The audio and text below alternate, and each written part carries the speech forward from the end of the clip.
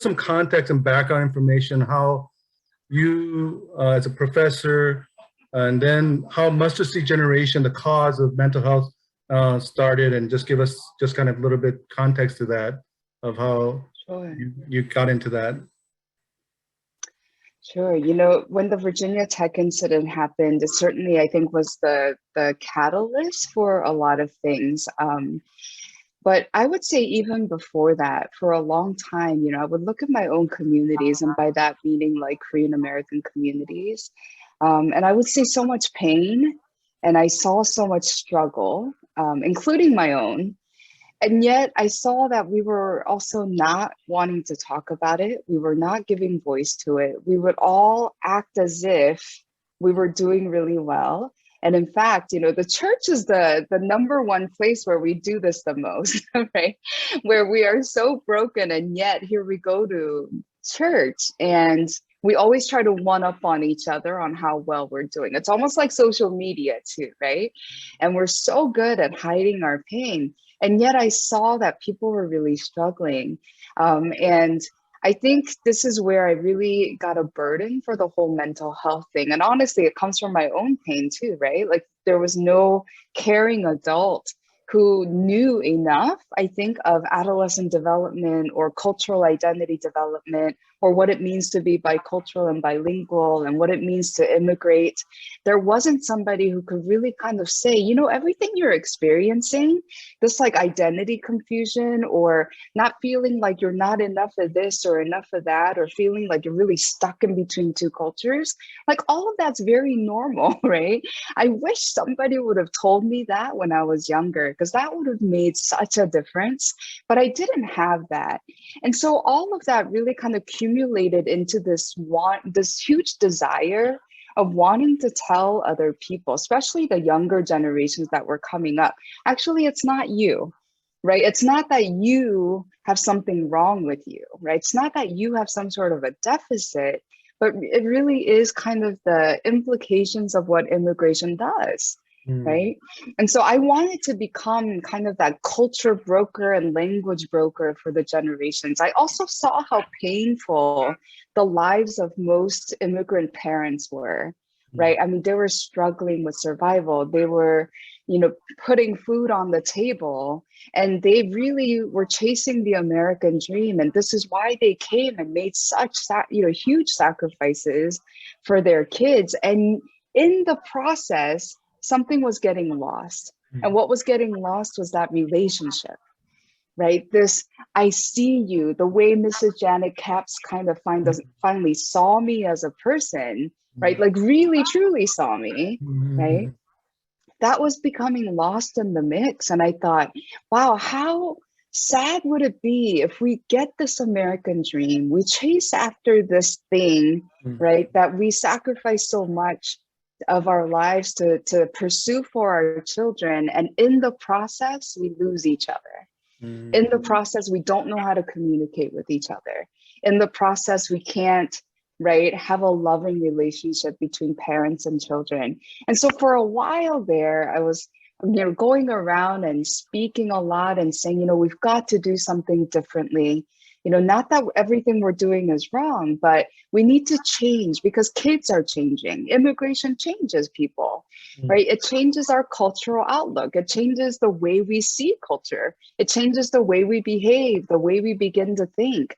And because of those changes, we also then need to adjust our parenting, right? And relationship building to fit that.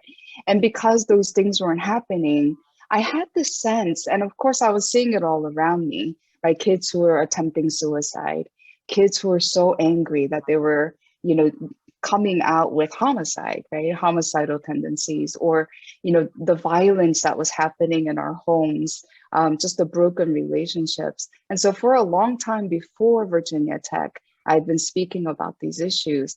But I have to say, I think that was the kind of the culmination of all of that happening at the same time. And I think when the Virginia Tech incident happened, and to, those of us in the Korean American communities, we'll never forget that. We'll never forget April 16, 2007, because that was a huge thing in our communities.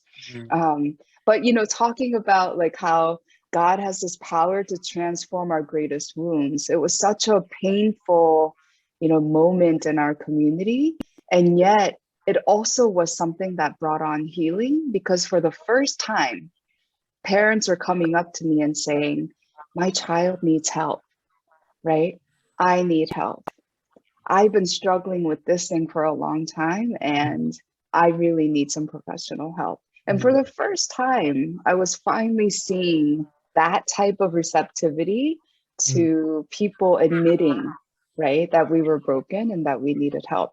So MSG came about as a response. How can we kind of meet the communities where they are? How do we take a very culture-specific way of bringing this message, right? I mean, it's one thing to talk about it in a kind of a general way, but how do we say, when you tell your kids inom jonom, right? And you use, words like that to be able to kind of hook our communities in, how does that impact our kids? When the parents say like, 너 때문에 못 살아, right? Like, how does that impact our kids, right? And I think that culture specific piece is really what makes MSG truly great. And this idea of straddling both cultures, using both languages, right? And bringing the intergenerations together. That's kind of where the backdrop of MSG started. And I would say it started with people who are like-minded, like-hearted, who came together and said, you know what, especially the smaller churches who don't have the resources, how do we bring this as a resource to them? That's how it began. Thank you so much. Talking about change, these days it's cool to be Korean American, and progress has been made in every realms, movies, K-pop, food. As you look at that good progress, do you still have concern for the area of mental health in the Korean American? And if so, where is that seen, evident, and where are some of that concern? Yeah, I mean, what a great time, right? I was looking at a Kia commercial the other day, and I thought, wow, you can't imagine, everywhere you go, somebody's talking about K-pop or K-drama or, some Korean car or Samsung. It's amazing. It's definitely a representation that we've never had before. I think one of the dangers to it is that it's a very narrow representation of what Korean is, right? And so that does concern me a little bit, because it presents a very kind of narrow story or a narrative of what being Korean or Korean American might be. And we're still trying to fit into that very narrow box. Anytime we try to do that, that's going to hurt us, right? Especially those of us who don't fit into that. So that would be one concern. But I mean, I think it does some good as well, because people are finding this pride of being Korean right now. Something that I didn't feel when I was growing up in the US. I mean, I didn't want anybody to know I was Korean. I love my parents, but I didn't want to be seen with them, because they were a constant reminder that I wasn't white American. That's exactly what I wanted to be, right? But immigration itself is such a traumatic experience, and we don't talk about it in such a light, but I think we need to. I mean, especially the Korean parent generations, immigrant generations who came in the 70s and the 80s. I mean, at the time, I don't know if many of us remember back then, but you had to write letters, and sometimes you wouldn't get those letters for months, right? I mean, to make a phone call, you really had to spend an arm and a leg, and so you couldn't call people that often. And so I mentioned those things because immigration at that time really was trauma. There was so much loss and grief. And what we know about loss and grief and other types of trauma is that it becomes, how we say, encoded into our DNA. So we pass those things on to our future generations, one, through biology, but secondly, through the way we speak, through the way we behave, right, through the way we parent. And so that's always going to be a concern. And truly, that is my kind of hypothesis as to why not much has changed when it comes to mental health from 2-3 decades ago. I'm still seeing the very same things. If there's a family that comes to see me for counseling, it's still about the very same things I was doing counseling about, 2 2.5 decades ago. And I truly believe that's one of the reasons. I think another one is that, I mean, as immigration happens and children acculturate so quickly, acculturate means they fit into this host culture so quickly, whereas parent generations do not. Right. So it creates a huge cultural divide, right? Language barrier is one thing, but literally our cultural lenses shift in that process and we begin to see the world differently. And so it takes a lot of scaffolding, right? And this cultural understanding. So we have to study, parents have to study and kids have to study. And until we do that, this cultural divide is always going to be there. And so those are, I would say, prolonged kind of issues that we're still dealing with. Thank you for sharing with that. So I'm going to skip now to kind of how MSG is going to be trying to tackle this scaling to minister to a lot of people. I'm going to allow you to speak. It might be 2-3 minutes on why the direction of MSG is going to go through the local church.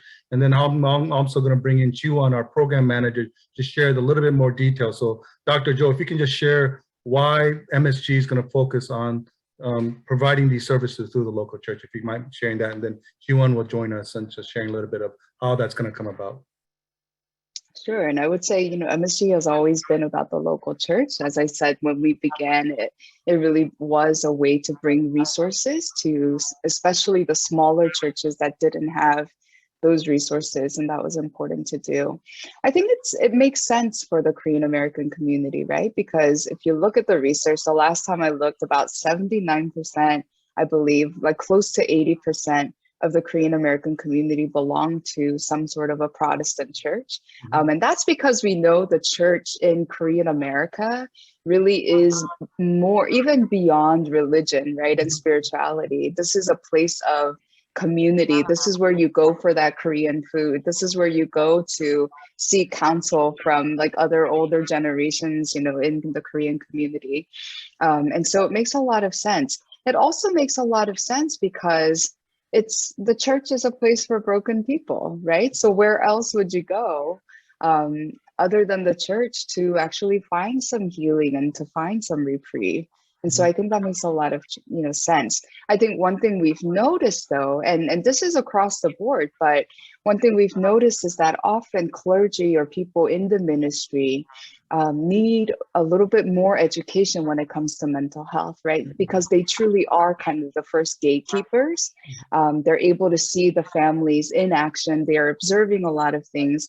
Usually in the Korean communities, parents more than likely will go to clergy or the pastors much more so than calling up the local psychologist, right? And so we want to be able to equip them with the right tools and the language that they can use to be a sound resource to their communities. And so that's what MSG is hoping to do in the near future. Thank you, Dr. Kim. Jiwon, are you there? Can you join us and just share a little bit more specific how MSG will be spearheading the new mental health program to the church next year? Thank you, Jiwon. I know you're coming all the way from China. Appreciate you so much. I appreciate you both so much. Thank you so much, everyone. As Dr. Joe and Pastor Jin mentions just now, we believe that it's important to work with local Korean American churches to address mental health issues in our Korean American youth and families. So through constant prayers, meetings, and discussions, MSG decided to focus on training church leaders. So with the new board decision, we surveyed 92 Korean American church leaders, and a lot of them are concerned about family conflicts, depression, suicide, and burnout in their churches. However, almost half of the leaders reported that they don't know how to address those issues. So starting October 6th, we invited 5 incredible mental health professionals to launch a mental health literacy program for church leaders next year. We will address issues such as youth mental health, depression, anger management, family conflicts, and burnout. The training will be very practical, and actually right now, Hannah Chung, who is one of our mental health professionals who is a part of programming committee, have joined us tonight as well. Thank you so much for joining us, and please stay tuned, and thank you so much for the space to share. I will pass it off to Pastor Jin back again. Thank you. Thank you, Jiwon, for sharing just more about that. Dr. Joe, we ended a little bit early. Do you have anything specific that you would like to share, whether in English or Korean, before we open it up to the entire community to just talk and have a little bit more deeper dialogue? Anything? Anything. Yeah, I mean, goodness, it's so, I can't believe, so many people have taken time. I feel like this week is probably the downtime for a lot of people. And so, 와주셔서 너무 감사드리고요. Thanks for being here. It means a lot that people are beginning to care more about mental health. And not only caring about it, but really prioritizing it. And so I'm really happy to see that happen. Yeah, thank you so much, Dr. All right, now this is an opportunity for the audience to now engage in this fire chat. So it's you're welcome. So you can type in your question, or you can be brave enough and raise your hand, and we will let you answer it directly to Dr. Joe or Jiwon. So yeah, go ahead.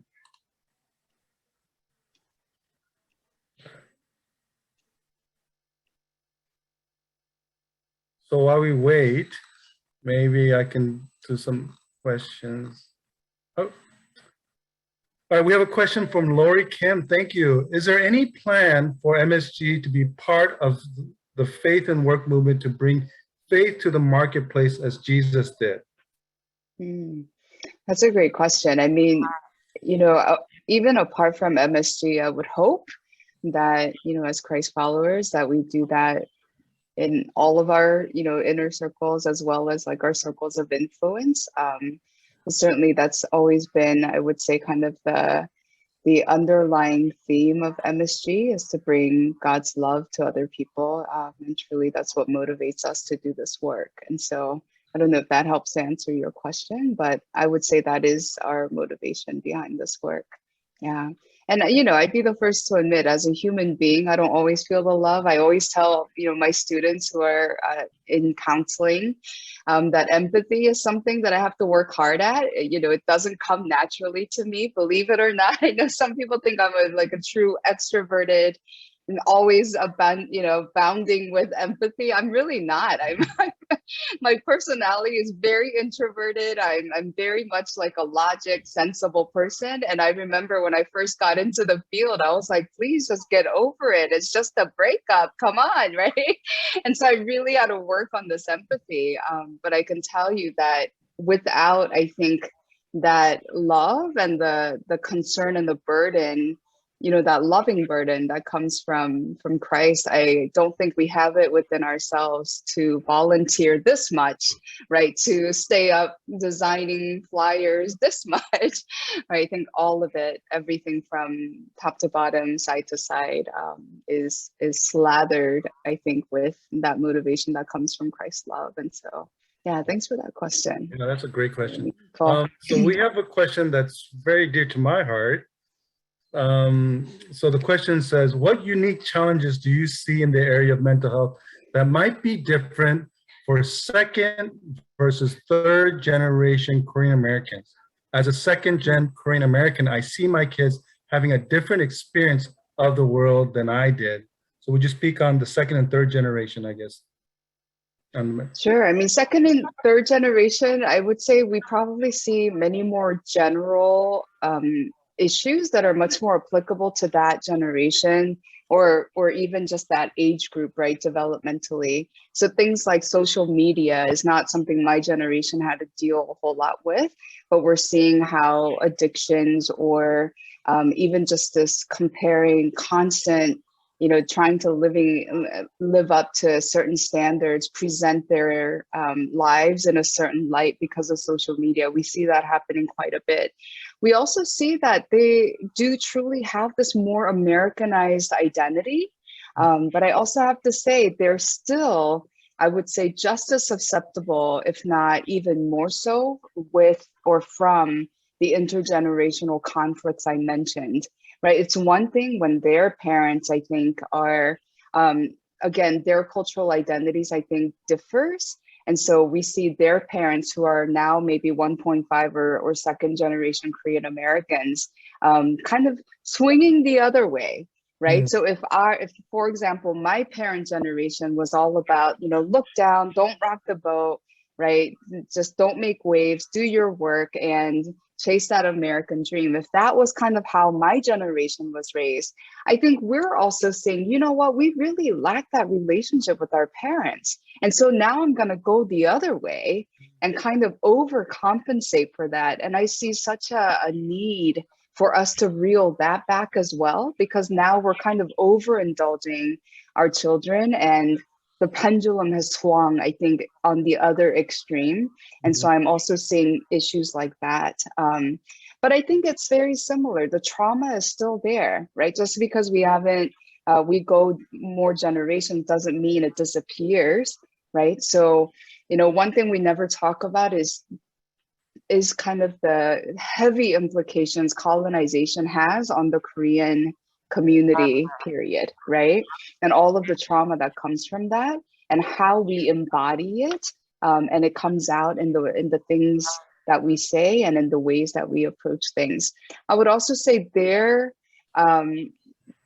one thing that they might also deal with is they haven't seen perhaps as much modeling when it comes to a wholesome relationship between watching their parents with their parents. Right. And so, I mean, it's kind of one generation removed, but I would say it has different implications every other way. I think what's unique to the Korean American community is that, that immigration piece won't go away. Another piece that we're also experiencing is, when we talk about mental health, often we think about the within community things, but we hardly ever talk about the external forces that exist. And so they're going to be much more observant of things like racism, right? Our parent generation, when they experienced racism, they would brush it off, or they didn't have enough kind of capacity to deal with those types of things because they were about survival. I think the younger generation is much more in tune with that, which means they're also going to then be more impacted by it too, right? Because if you recognize it for what it is, and if it happens to you, then that's also going to have an impact. Thank you so much.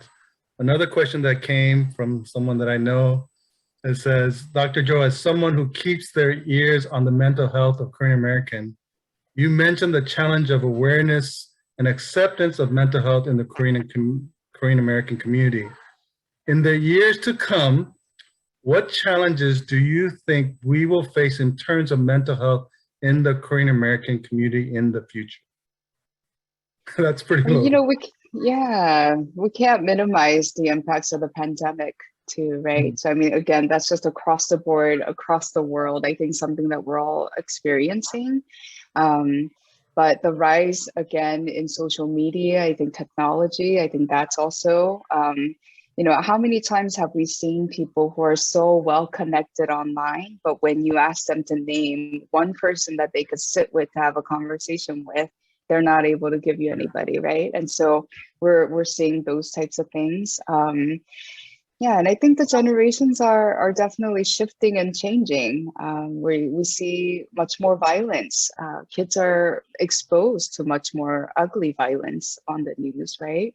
And so these are all things that I don't know if we can protect them from it constantly, but it means that they need people that they can talk with, right? Who can scaffold, again, these types of things in their lives that they are going to be seeing. When it comes to things like school violence, we're seeing more and more of it. And so these aren't things that are going to easily go away. And so these are all things that we're going to have to again, kind of bring to the table and have open conversations with. Great questions. I really like this question. As a Korean American in cultural hybridity, may I say I am neither Korean nor American, but I'm a third space to be able to enrich both cultures. This may be helpful for Korean American to build up their healthy identity. The question is, how would you apply the cultural hybridity into your MSG ministry? That's a good Yeah, question. Yeah, that's really a thinker. this is awesome. I mean, I'm all about cultural development, right? Cultural identity is so important. We know that people who are especially mobile and people who are transient, this cultural identity really grounds you. I would say with that, like combine that with your spiritual identity. We also know a solid spiritual identity is also going to ground you, help you to understand things that are not understandable, forgive things that are unforgivable, make sense of things that are senseless, right? And so anyway, what your question points to is the importance, I think, of your cultural identity. This idea of a third space, I appreciate. I think what I hear from that is not really this assimilating identity, an identity that is completely assimilated to the US, but you're able to go in and out seamlessly through both cultures, right? And the ability to be able to do that is beautiful. Some people call that code switching. I think code switching, depending on the context in which you use it, can mean different things. We could also call it like a cultural frame shifting, right? Which is more accurate to what that is. You're constantly kind of shifting your cultural frame and you're able to go in and out, like I said, seamlessly. I would say though, Daniel, that you probably got to that point because you had a lot of practice, right? You can only get to this third space that you talk about when you understand both cultures well, you to a degree where you understand the nuances. It's not just, oh, in Korean culture, you bow and do that. That's not what I'm talking about. I'm talking about like the nitty gritty nuanced things that you can only know by kind of living in that culture, right? So this third culture, which I actually promote, again, this ability to shift your cultural frame is a beautiful ability and skill, but it is a skill. And I mention that because a skill is only a skill when you've practiced it and you've made it your own. It's one thing to just know it, but it's one thing when you've lived it and had enough practice that it becomes kind of second nature, right? And so I appreciate that piece. Your question is, how does MSG kind of apply that type of thinking? I would say that's the beauty of MSG. MSG from the very beginning has been about how do we, right, bring both the Korean and our American identities, and how do we straddle both and go seamlessly in between? How do we also bring to the table the very specific things that Korean Americans experience, right?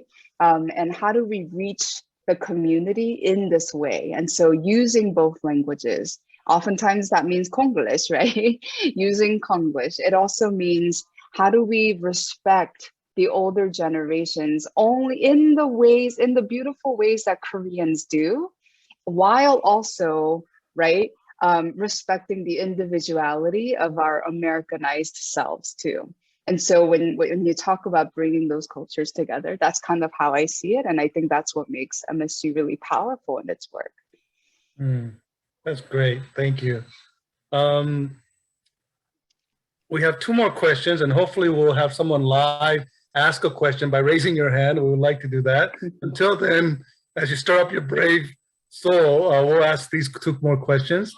Thank you so much for sharing your experience and wisdom thus far. My question is, as a 1.5 Korean American, I have found it to be a challenge for me to communicate with my parents about mental health, mostly due to the language barrier and not knowing how to navigate the conversation in general.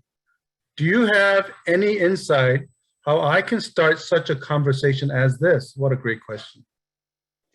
It's a great question, and one that we probably all struggle with, whether it's about mental health, whether it's about dating outside the race, whether it's about choosing your own major, right? Like there's an underlying kind of thread that goes through all of those things.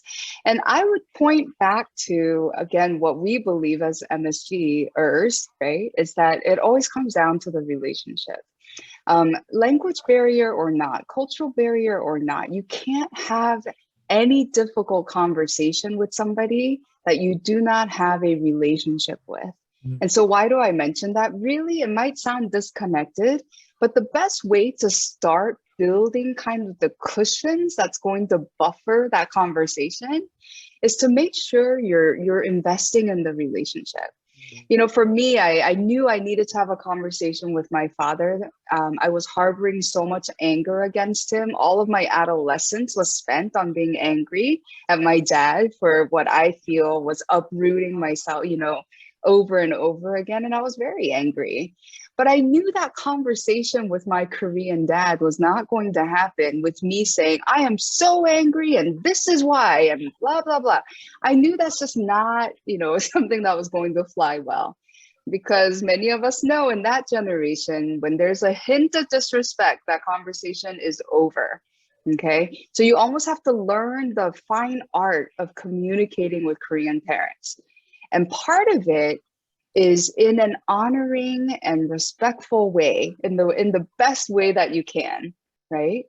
Giving them voice. Can I also say too, this is where empathy comes in, because when you begin to first listen to their stories, right? And allow them to kind of sit with their pain. And when we hold their pain with the deep honor and respect that it deserves, it then kind of creates this capacity for them to now hear you. Does that make sense?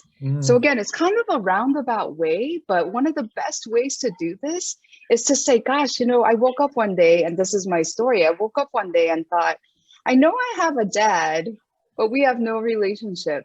And I know that's going to come back and bite me one day, right? Like I need to do something about that. So I began investing in that relationship. And what did it look like? I mean, awkward in the beginning, very awkward, but I would force myself to sit down next to him and I would have conversations like, Dad, what was it like growing up for you? Like, I don't know anything about Harabaji, right? What was he like? What was it like when you were in middle school? Gosh, what was the Korean army like, right? And just allowing him to kind of share his stories. And stories are great. Why? Because it's like a step removed from like, okay, tell me about you now, right? It's less threatening, right? And so you begin conversations in this way. And can I just say, conversations are not to be had in one setting. No problem is going to be solved with one conversation, right? That is the best parenting advice. That's the best like child, you know, whatever advice. So don't approach it like we're going to get to the bottom of this like tonight. It's just not going to happen. That's not the best approach, right? So for me, it took seriously like a decade for me to get to a place where I could finally look at my father and say, Dad, you know, for a long time, I was very, very angry with you, right? And my dad's a pastor and he always like, anything is like, 하나님의 뜻이, you know, and the conversation over, like God's will in your life, right? And I was like, Dad, and then this is another thing I learned through counseling. You can't do what you've never seen. You can't do what you were never taught, right? And I knew my father had never been taught how to validate people's feelings. Like I knew he had never been taught like how to respond in a way that kind of normalizes what I was feeling, right? These are all counselee words, right? And so I had to respectfully, in the most honorable way that I could, kind of show him what I needed from him. And I remember saying, you know, Dad, at these moments, this is what I need from you. And then I would literally give him a script, right? But this isn't going to fly well if that's the first conversation. At this moment, this is what you need to say to me, right? This is after we've had multiple conversations about all sorts of things and our relationship was getting tighter and tighter. And then I could finally come out and have this conversation. So yes, it's going to take some time. But again, the main point is, yeah, let's try to build that relationship, focus on that a little bit. Also recognize that that generation has dealt with a lot, right? Everything from the Korean War, the remnants of that, to I mean, abject poverty to starvation to all sorts of things, right? And so really kind of giving them the opportunity to bring out their wounds, and then for us to hold that with honor and respect, that brings healing. And then what's amazing is once they've come out with their own stuff, again, there's that little bit of room now to hear other people. And even though that might take a while, it's a long kind of term solution. Yeah, it actually works. Thank you, Dr. Joe. Now, we have 2 more questions left, and we have a little bit of time. Is there any brave soul that would like to ask directly Dr. Joe by turning on your mic and camera? If so, if you can just raise your hand, and I will look at all the audience member and call you out. So this is your time to get one-on-one time with Dr. Joe. No? All righty. I think there's still a residue of shyness. Oh, I'm sorry, Lori Kim. I just saw you. Lori, would you want to turn on your camera if you can to ask Dr. Joe and turn on your mic? Thank you so much. Hey, thank you so much. So I shared the question on the chat too, but I'm happy to read it out loud. So I was just curious as I'm listening to you and taking notes on this, very full of insight. So thank you for this time. I was just curious, what are some of the things, as parents, right, that we need to be rethinking about how we should be raising our children, especially in this time, especially after the COVID effect, and the social media technology, where they see more violence, there's more exposed to violence, as you have mentioned, and all this globalism has enhanced that, cultural anxieties. Yes, what a great question. And if you're a parent in this space right now, we're probably all like, yes, yes, yes, what do we do? And I have to admit, Lori, these are things I also sit through and try to come up with the best solutions. I don't know if I've come up with them. But one thing that I'm realizing is that technology is a very real part of our children's lives, right? So we can't take it away. I mean, as much as you take the tablets, I don't know about you, but sometimes I end up hiding it behind some shelf somewhere, right? Or you're negotiating and you're bartering time and etc. Technology isn't going away. And so my thing then is, if it's not going away, right? And there's no way I can control everything my child does, then what is the best solution here? Well, the best solution then is to raise a responsible child who can dictate his own behaviors, right? And draw boundaries for himself and draw the limits for himself, right? So I'm constantly having conversations about my job in life as a parent, as your parent, is to make sure you can live without me. Because I'm not going to be around forever saying, no, no, no, only 30 minutes. No, no, no, only 45 minutes, right? And so I want to slowly kind of lengthen, I don't want to call it a leash, but yeah, in some ways it is, right? We're lengthening it. The more responsibility they show us, the more we can actually give them, right? And so I think that piece is a total mental shift in some ways. I also say, if it's not going away, then how can we be responsible consumers of technology? Right? So it's not constant eat what I'm seeing, eat what I'm seeing, but how can you be a responsible and smart consumer, right? So that you're actually contributing perhaps. So using technology to now contribute something good to the world, right? I also believe that technology can be used for good. For example, during the pandemic, right? It really was the only way to socially connect kids, wasn't it? And so the rule then became, no technology. It wasn't about that. It was more about, okay, you can have an hour of technology, but who are you going to spend that with, right? And so as long as you're connecting during that time with somebody else, to me, that's important than you sitting there and consuming this game on your own. Does that make sense? It's serving some other purpose. And to me, that became really important. And so, again, I think it's teaching a greater sense of responsibility. It's also, I think, kids need limits and boundaries. I've seen parents where if the kid throws a tantrum about technology, they just say, okay, fine. No, I don't believe in that, right?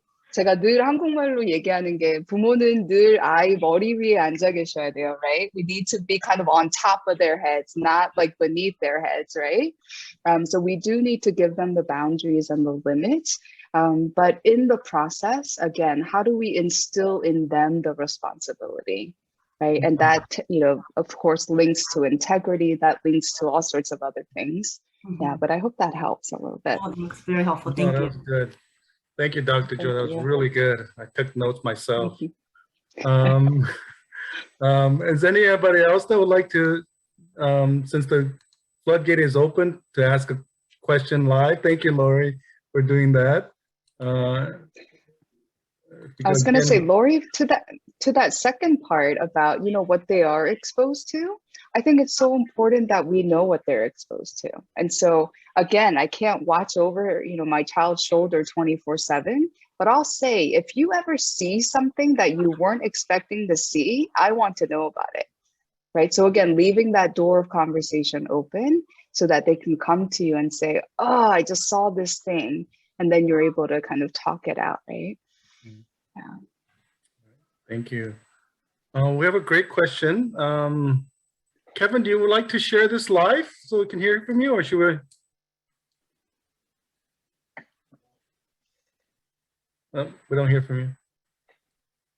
Oh, your mic is not working. Well, Kevin, I'm going to read it for you then. Kevin, Mr. Kevin has shared, I'm thinking of third world culture kids coming to US from Korea, transitioning them experience loneliness and other emotional trauma. How can we support them how can we support them the best way? Yeah, oh my goodness, what a great question. And first of all, the fact that you know what a third culture kid is, I think in itself is so validating. I was at a random Best Buy many years ago, and the person, it was obviously a young student, maybe a college student, high schooler, I don't know, but we struck up a conversation, and he was talking to me about how growing up he lived in this country, but then he himself is part this and part that, but he was raised in all of these countries. And I said, oh, do you identify as a third culture kid? And he literally, his eyes were like this big, his jaw dropped. And he's like, how do you know that, right? Like, how do you know that word or the terminology? And he found that to be so validating of his experiences. So thank you, one, for asking this question, because I think it gets, lost in the mix. I think secondly, how do we help? I think one, create space and recognize that third culture kids do have their own kind of unique experience, right? A different lens that they actually then add to, I think, their Korean Americanness or Korean, global identity, right? And so one, just recognizing that can be quite relieving. We also know that third culture kids are extremely good at being chameleons. Like, they're good at fitting in. From the outside, you can look in and say, oh, they're so well adjusted, right? They get along with everybody. They can be friends with everyone in 2 minutes. So they look very well connected. But we also know that while they're so skilled at becoming kind of the cultural chameleon, they also are kind of missing the roots, right? And the depth. And so because of that, that part needs to be facilitated. Right. And so it takes caring adults for us to create those spaces where they can find some of those roots. And they're constantly moving. And so another thing we can do for them is help them to identify what is consistent and constant in their lives, even though they're very, highly transient, right? Whether it's family members, maybe it's a place that they call home. Right? We never want to ask, where are you from? That can be a very stressful question to third culture kids, but maybe where it is that they found home and what it is about those places that really help them to feel connected. I would say that connection with people and consistent connection can be very important. But another thing too, we often forget that just because they're such cultural chameleons and good at cultural adjustment, we think that they're doing well and that they don't miss all of the places that they've been in, right? And as parents, for example, or educators, we actually do need to take an active, kind of proactive right, approach to keeping them well connected to the places and people that they were around before migrating to this new place. Does that make sense? Again, that helps to kind of establish some of the roots. Thank you for the wonderful question. Thank you for the wonderful response. I think the next book, Dr. Joe, is Third Cultural, right? Yeah. Anybody else? I think we have time for one more question. So this is your time. All right. Can I ask one last question? Yes, thank you. The book that you wrote, The Father Effect, I think that is super important given our Korean culture, because I think father these days, they're more likely to spend more time with the kids. They know how to spend time, but our generation fathers, they don't. And as you mentioned, they don't know how to show validation and empathy. So I was just curious what are some of the key insights? I know we only have a couple minutes, but I will be sure to read that book. But I was just curious. Yeah, I mean, really the key insights in it always points back to the relationship, right? And so it's so funny when I do counseling with fathers, especially in Korea, they'll say, I heard your lecture, and so I went home and I spent 2 hours with my kid. And I was like, oh, what did you do for those 2 hours? 2 hours. And he's like, we sat down and watched TV for 2 hours, right?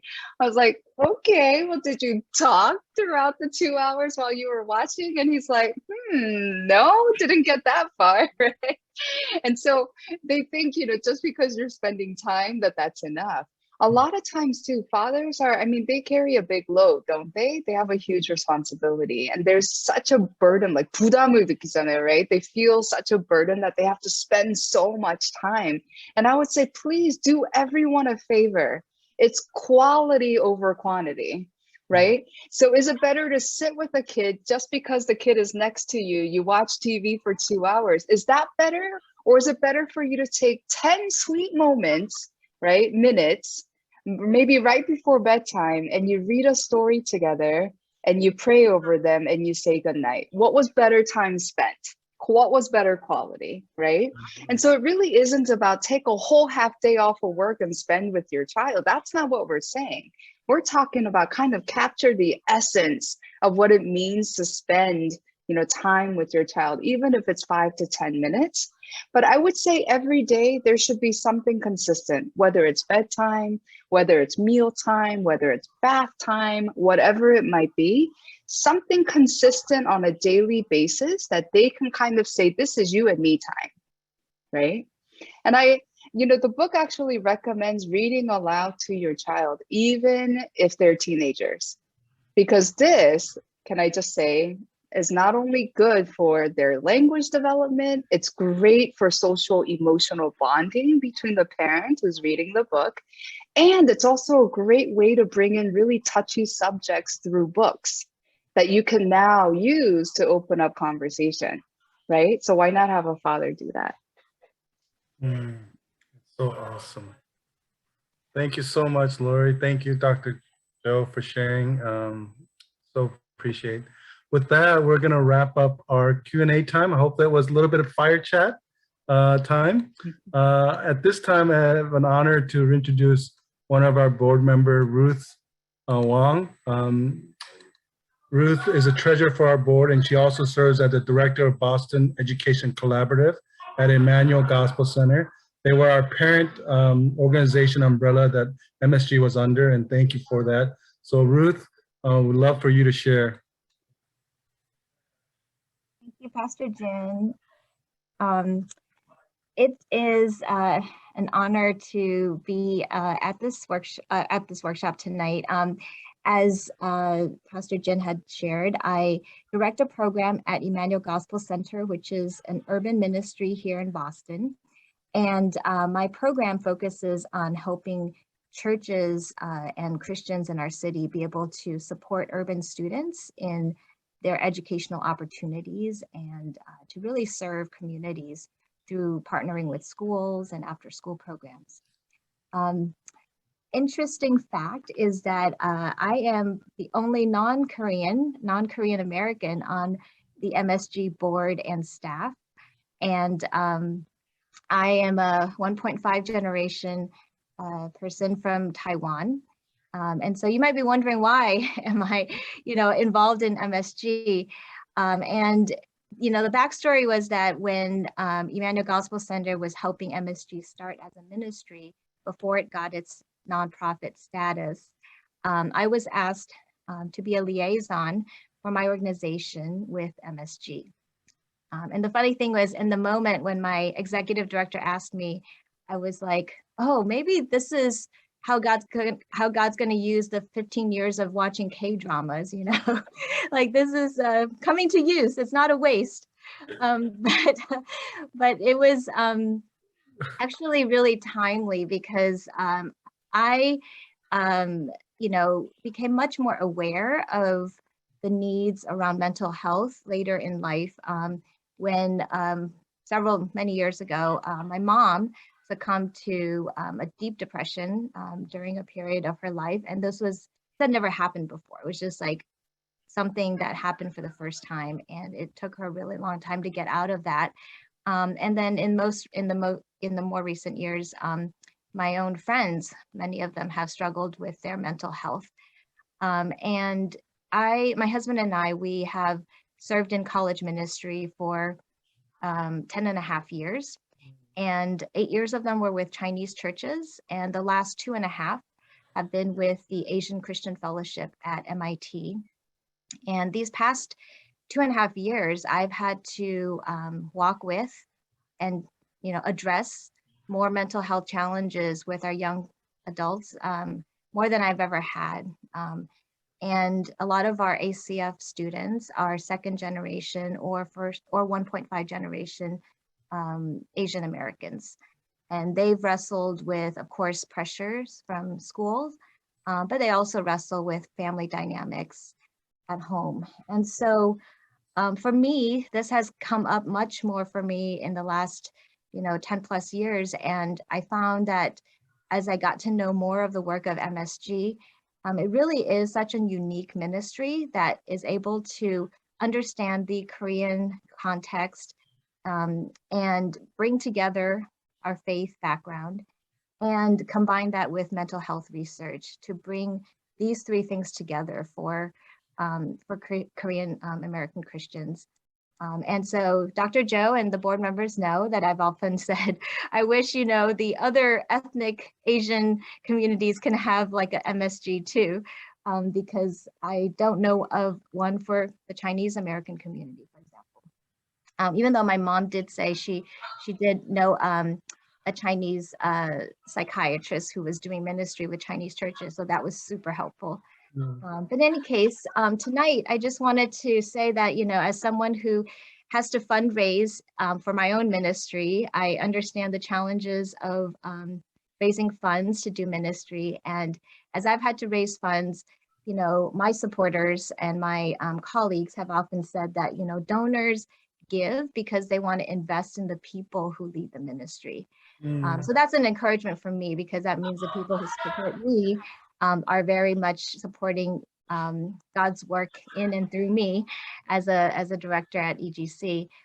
So in these past few years of getting to know the MSG staff, I know and see just how much of a group of passionate, committed, faithful, and gifted individuals they are.